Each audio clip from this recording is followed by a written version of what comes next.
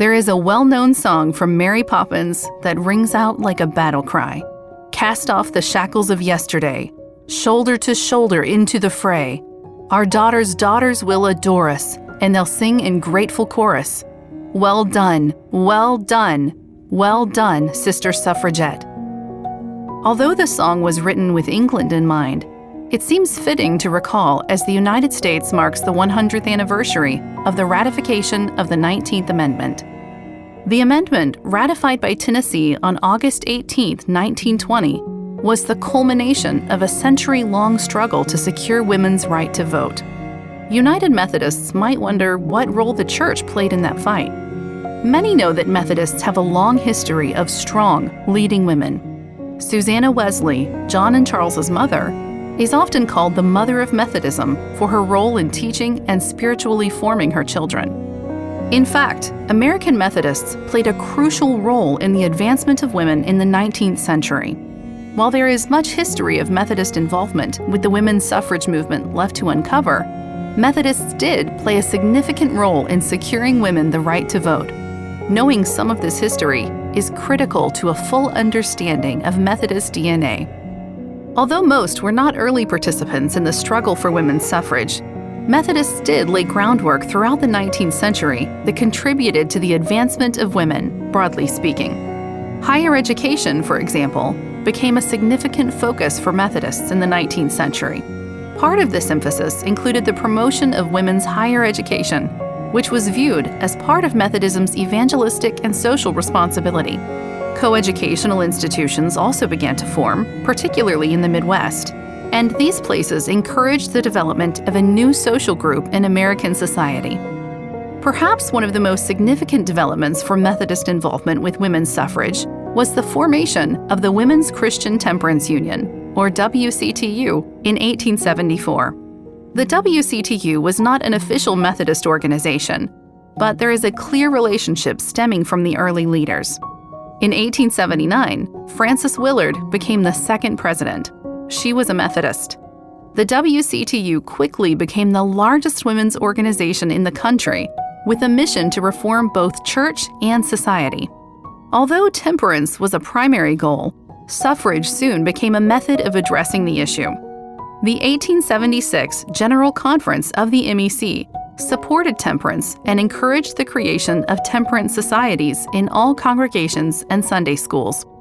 Likewise, many Methodist women supported the WCTU and participated in its endeavors. Quickly, temperance and suffrage went hand in hand. From this point on, leading Methodist women and men were directly involved in the battle to secure the vote. While not all Methodists supported women's suffrage, Methodists had created a space for women's participation and voice in the public sphere. Through her work in temperance, Willard determined she needed to enter into the issue of enfranchisement for women. By her account, God spoke to her while she was on her knees in prayer, saying, "You are to speak for women's ballot as a weapon of protection to her home and tempted loved ones from the tyranny of drink."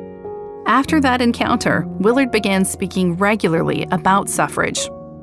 Willard's voice was critical in the fight for women's suffrage, but her mother church was not always as welcoming as she envisioned. In 1888, the Rock River Conference in Illinois elected Willard as a lay delegate to General Conference. 4 other women were also elected by their respective conferences. However, all were denied a seat. Women's representation was an issue that received increasing denominational attention, yet women were not seated at General Conference until 1904 in the MEC.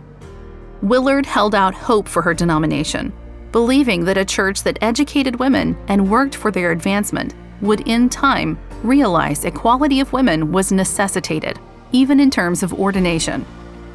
Many other Methodists were active in the push for women's suffrage.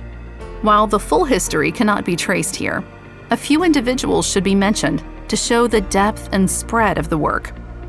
Isabella Baumfree, who was born a slave, was converted in 1843, giving herself the name Sojourner Truth. Truth became a Methodist briefly upon her conversion and would speak at camp meetings, preach, and evangelize. She was an early advocate of equal rights for all women. and although she did not remain a Methodist long, demonstrates the way Methodism was laying the groundwork for women who felt called into leadership and engagement of social issues. Suffice it to say, the work to secure women's suffrage was long and hard-fought. What is more, Methodists, although certainly not in a unified way, played an active role in the cause, and the case can be made that Methodism itself provided room for the advancement of women, which aided the cause of women's suffrage. Even so, the story was not as complete as some thought, like a reporter who suggested the ratification of the 19th Amendment will probably prove to have been the last battle of a long campaign. Obstacles still persisted in allowing all people to vote.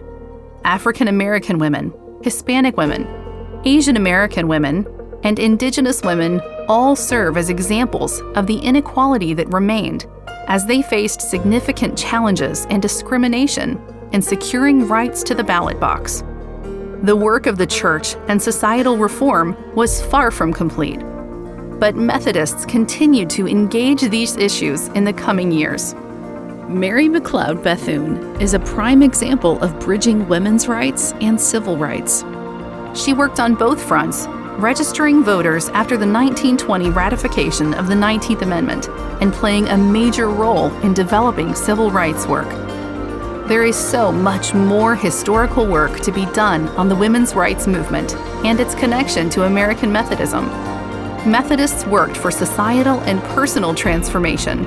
This is in the DNA of the Methodist movement. So we can proclaim, well done, on this 100-year anniversary of the 19th Amendment, while still yearning and working for true equality and justice.